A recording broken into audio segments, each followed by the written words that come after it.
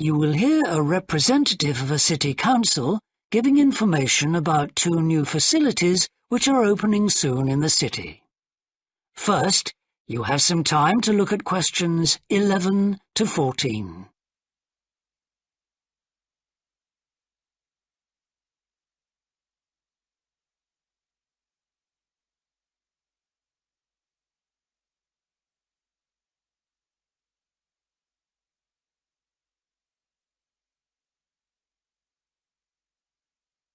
Now listen carefully and answer questions 11 to 14.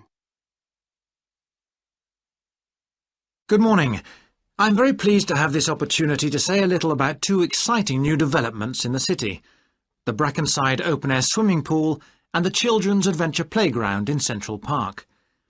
As many of you may know, the idea for these initiatives came from you, the public, in the extensive consultation exercise which the City Council conducted last year, and they have been realised using money from the SWRDC, the South West Regional Development Commission. First of all, Brackenside Pool. As many of the older members of the audience will remember, there used to be a wonderful open-air pool on the seafront 30 years ago, but it had to close when it was judged to be unsafe.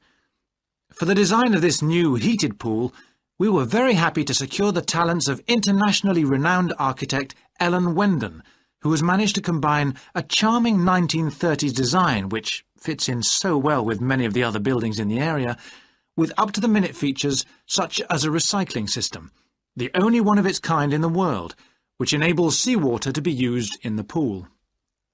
Now, there's been quite a bit of discussion in the local press about whether there would be enough room for the number of visitors we're hoping to attract, but the design is deceptive, and there have been rigorous checks about capacity. Also, just in case you were wondering, we're on schedule for a June the 15th opening date, and well within budget, a testimony to the excellent work of local contractors Hickman's. We hope that as many people as possible will be there on June the 15th.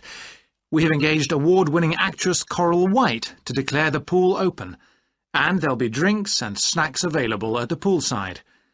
There'll also be a competition for the public to decide on the sculpture we plan to have at the entrance. You will decide which famous historical figure from the city we should have.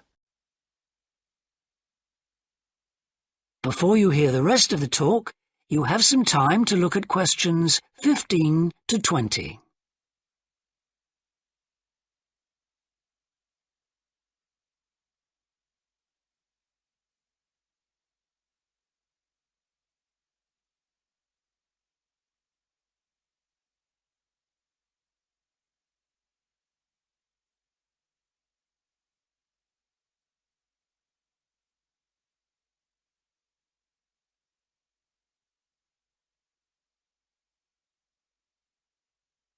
Now listen and answer questions 15 to 20. And now, moving on to the Central Park Playground, which we're pleased to announce has just won the Douglas Award for Safety. The news came through only last week. The unique design is based on the concept of the global village, with the playground being divided into 6 areas showing different parts of the world, each with a representative feature. For example, there is a section on Asia, and this is represented by rides and equipment in the shape of snakes, orangutans, tigers and so on, fauna native to the forests of the region. Moving south to the Antarctic, we couldn't run to an ice rink, I'm afraid, but opted instead for climbing blocks in the shape of mountains. I thought they could have had slides for the glaciers, but the designers did want to avoid being too literal. Then on to South America. And here the theme is El Dorado, games replicating the search for mines full of precious stones. And then, moving up to North America, here there was considerable debate. I know the contribution of cinema and jazz was considered, but the designers finally opted for rockets and the International Space Station. Eastwards to Europe then, and perhaps the most traditional choice of all the areas, medieval castles and other fortifications.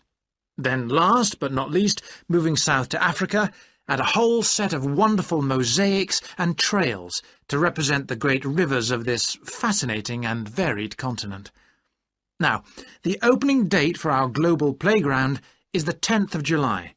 And again, we'd love to see you there. So, make a date and come and see this magnificent, original new amenity right in the heart of the city.